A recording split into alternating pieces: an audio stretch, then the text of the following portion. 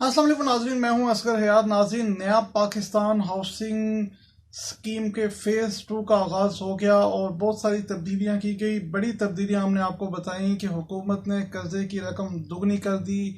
Covered area जो था, जो घर जो था पहले आप 5 मरले से ज़्यादा नहीं ले सकते थे, वो जो है वो हुकूमत ने वो कवर्ड एरिया बढ़ा दिया। उसके अलावा जो माइक्रो फाइनेंस बैंक्स हैं उनको इन्वॉल्व कर दिया और बहुत सारी दीगर जो तब्दीलियां हैं वो की गई। पहले ये था कि 1 साल से पुराना घर आप नहीं ले सकते, अब मजीद वो तब्दीलियां कर दी। आज मजीद कुछ उसकी बारीकियों पर जाएंगे और कोई इंपॉर्टेंट चीज़ें जो रह गई हैं उसमें जाएंगे कि मजीद अच्छी तब्दीलियां इसमें क्या हुई हैं। एक अच्छी तब्दीली इसमें यह हुई है कि पहले ये था कि एक शख्स ही कर्जा ले सकेगा, लेकिन अब ये है कि एक या एक से ज़्यादा शख्स, 3 लोग भी, 4 लोग भी, 5 लोग भी क्लब करके ये कर्जा ले सकते हैं। ये बहुत बड़ी आसानी कर दी गई है।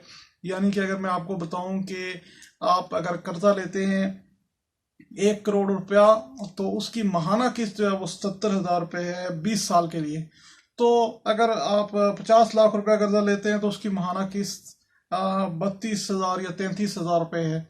तो अगर ये 2-3 लोग भी मिलकर अगर लेते हैं, कोई एक घर बनाते हैं, तो फिर भी वो उनके लिए बड़ी आसानी हो सकती है कि 11,000 की किस्त जो है वो 33,000 एक शख्स को एक महीने में देने के बजाय 3 लोग जो है वो 11,000 की किस्त दे सकते हैं। तो ये बड़ी आसानी कर दी गई है। इसमें ये चीज़ है कि डॉक्यूमेंट्स जो चाहिए हैं वो ये हैं कि एक शख्स अगर कोई जॉब कर रहा है तो वो सैलरी स्लिप जो है वो अपनी जमा करवाएगा। और अगर कोई शख्स नॉन फॉर्मल एम्प्लॉयमेंट में है, यानी कि अपना कोई काम कर रहा है, तो अपने अखराजात की तफसीलात जो है वो जमा करवाएगा। जिस तरह बिजली के बिल हैं, गैस के बिल हैं, मुख्तलिफ बिल्स हैं और मुख्तलिफ किराए हैं, तो वो जमा करवाएगा। तो उससे उसकी आमदन का अंदाज़ा लगा के उसके किसी भी शख्स की जो आमदन होगी उससे 50% का उसको कर्ज दिया जाएगा। उसके बाद एक इम्पॉर्टेंट और अहम तरीन चीज़ ये थी, लोग बहुत से क्वेश्चन कर रहे थे, वो ये थे कि यहाँ पर जो हाउसिंग सोसाइटियाँ हैं, इस्लामाबाद की अगर बात करें, लाहौर की अगर बात करें, तो बहुत सारी हाउसिंग सोसाइटियाँ हैं जो अप्रूव नहीं है और बहुत सारी जगह ऐसी हैं जिसके लिए रूल्स एंड रेगुलेशन सीडीए के या आरडीए के नहीं है। लेकिन पहले ये कहा गया था कि सिर्फ वो जगह जो गवर्नमेंट से अप्रूव्ड हों वो खरीद सकते हैं, लेकिन अब नेशनल बैंक से हमने ये चेक किया है तो ये हमें ये पता चला है कि जिस तरह से इस्लामाबाद का एरिया चट्टा बख्तावर है, ये इलीगल तो नहीं है, लेकिन ये है कि इसकी फर्द जो है वो कोई भी घर खरीदेगा तो उसे सिर्फ फर्द मिलेगी। तो वो उसके पास होनी चाहिए, उस घर के जो घर खरीदना चाह रहा है उसके मालिक के पास होनी चाहिए, जो प्लॉट खरीदना चाह रहा है उसकी फर्द होनी चाहिए, तो उसकी बेस पर उसको कर्जा मिल सकता है। यानी कि ये थोड़ी सी जो कन्फ्यूजन ये थी कि अप्रूव्ड होनी चाहिए गवर्नमेंट से, उसके भी अब थोड़ा सा इसमें मार्क जो दिया गया है, थोड़ा सा इसमें हुकूमत की तरफ से आसानी की गई है कि अब किसी की मुकामी अपनी ज़मीन होगी या कोई ज़मीन किसी से कोई ले रहा है तो उसके नाम पे फ़र्द होगी तो उस पर उसको कर्जा मिल सकेगा। एज लिमिट के हवाले से इम्पोर्टेंट तरीन और बहुत अहम तरीन चीज़ मैं आपको बताना चाह रहा हूँ कि एज लिमिट क्या है और आइडियल एज क्या है इस कर्ज लेने की। तो एज लिमिट जो है वो हुकूमत ने 60 साल रखी है। 60 साल से ऊपर कोई भी शख्स जो है वो कर्जा नहीं ले सकेगा। 60 साल से कम अफराद ये कर्जा ले सकेंगे। और जिस तरह से रिटायर हो जाता है आम शख्स 60 साल की एज में सरकारी मुलाजिम, इसी तरह अगर सपोज करें कि कोई शख्स 51 साल की एज में ये कर्जा लेना चाहता है तो फिर वो 8 या 9 साल के लिए ही वो कर्जा ले सकेगा।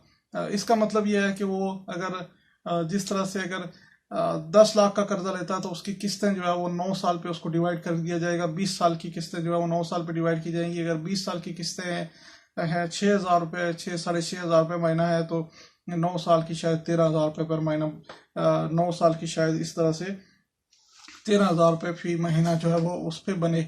तो ये एक इम्पोर्टेंट चीज़ है। इसमें एज, आइडियल एज जो वो बता रहे हैं, नेशनल बैंक के पास हम गए तो उन्होंने ये कहा है कि आइडियल एज जो है वो 35 to 40 ईयर्स है। आप 20 साल का मुकम्मल जो है वो कर्जा आप इस पे हासिल कर सकेंगे। बहुत सारे लोगों का ये क्वेश्चन है कि बैंक अकाउंट होना चाहिए, बैंक्स ये तकाजा करते हैं, बैंक्स ये क्वेश्चन करते हैं। ये बात दुरुस्त है कि बैंक अकाउंट होना चाहिए और इसमें ये नेशनल बैंक का ये कहना है कि कंपलसरी उस वक्त तक नहीं है, क्योंकि अगर आप कर्जे के लिए अप्लाई कर रहे हैं तो आपके आपके पास जो है वो आप दरख्वास्त दे सकते हैं, लेकिन आपके पास बैंक अकाउंट होना चाहिए जिसमें ये रकम जो कर्जा अगर अप्रूव होता है तो उसको सबमिट होना चाहिए, सबमिट हो सके। तो इस सूरत में आपका बैंक अकाउंट जो है वो इसका होना चाहिए। तो फॉर्म इसके जो है वो नई स्कीम के जो फॉर्म है वो कहाँ से मिलेंगे, ये भी बहुत इंपॉर्टेंट चीज तीन है। बैंकों के पास हैं, जो प्राइवेट बैंक हैं, लेकिन ज़ाहिर है बड़ी तादाद में लोग जाते हैं, तो प्राइवेट बैंक जो है वो आसानी तो हुकूमत ने की है लेकिन शायद उस तरह से फैसिलिटेट ना कर रहे हों। लेकिन नेशनल बैंक के पास आप जाएंगे, वो आपको फैसिलिटेट भी करेंगे, वहाँ पे फॉर्म्स दस्तियाब भी हैं, नए फॉर्म्स हैं, वहाँ पर ये भी आपको सारा पता चल जाएगा कि पर्सनल डॉक्यूमेंट्स कौन से चाहिए, एम्प्लॉयमेंट डॉक्यूमेंट्स कौन से चाहिए, प्रॉपर्टी के डॉक्यूमेंट्स कौन से चाहिए। बहुत सारी चीज़ें ऐसी हैं जो अगले प्रोग्राम में हम आपको बताएंगे कि जी फॉर्म जो है अगर ये है तो इसकी एक एक चीज़ है कि खाना क्या है और इसको किस तरह से क्या क्या चीज़ें आपसे पूछी जाएंगी और क्या क्या डॉक्यूमेंट्स रिक्वायर्ड हैं।